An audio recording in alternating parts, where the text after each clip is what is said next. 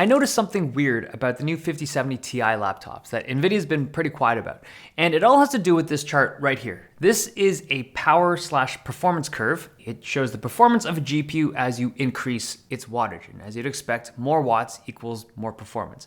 And then this is the curve for the laptop 5080. This is the one for the laptop 5070. And then this is the one for the 5070 Ti.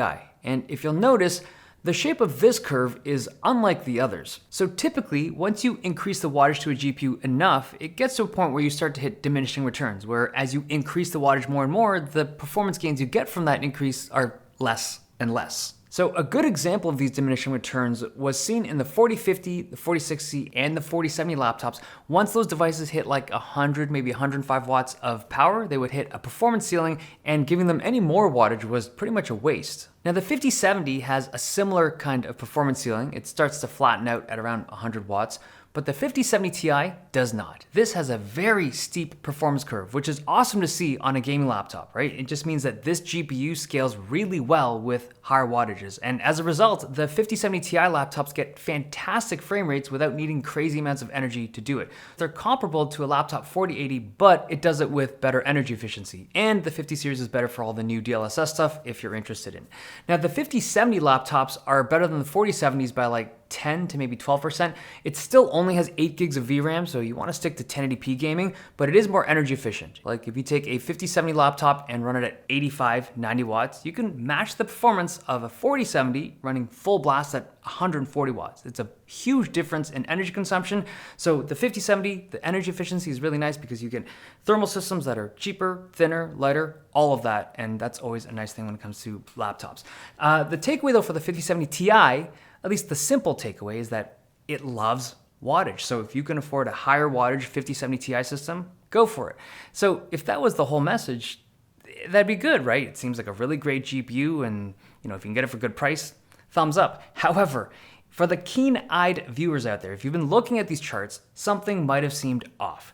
If you look at the tail end of the 5070 Ti curve, it's quite clear that there's a lot of runway left, as in that line hasn't plateaued or hit a ceiling yet. It's still climbing up, and chances are if you fed that GPU higher and higher wattages, it would probably get better and better performance. But you can't, because Nvidia caps it at 140 watts. Now we've seen steep performance curves like that on the 4090 and 5090 laptop GPUs, and those get cut off at 175 watts because that's kind of like the thermal limit when it comes to laptop designs. In order to go beyond that for cooling, you have to have like very specialized cooling, like really loud fans or like water cooling on laptops. It's doable, but not a lot of companies chase for that. But on the 5070 Ti, there are so many devices that have that chip in it that can easily cool beyond 140, and you're just basically running a neutered chip inside a device like this. So this is the MSI Vector device. This has the 5070 Ti. This could probably cool another 20, 30 watts. And if the 5070 Ti could go to like 160 or 175 watts with some modified VBIOS, it would be an awesome chip. It would probably be the best value when it came to laptop GPUs in a really long time. But we don't have that. So here's what I think happened.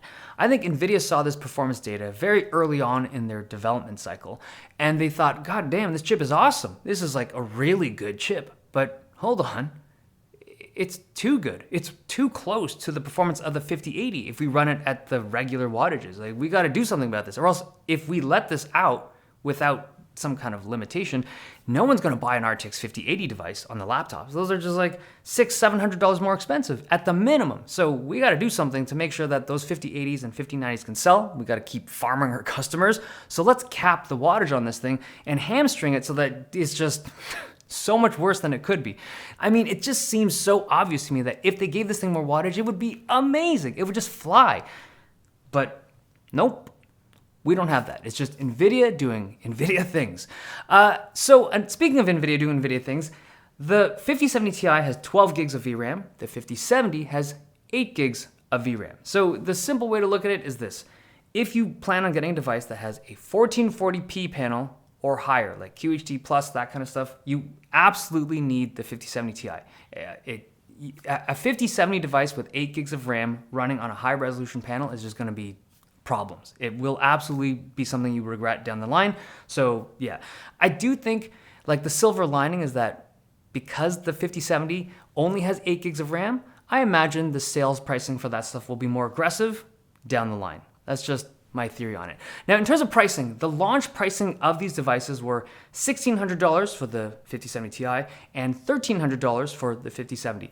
As of right now, there are some sales that seem to be able to hit that kind of pricing, which is great. I do think that that 5070 Ti in particular is a very fair price for the kind of performance you get. This one in particular, I saw it on sale, $1,599. I think at that pricing, it's pretty solid, especially because the 12 gigs of RAM is going to carry you probably 4 or 5 years comfortably down the road, especially at that resolution. Okay, there you have it. The 5070 Ti, I think it's a good chip, but goddamn, it could have been so much better.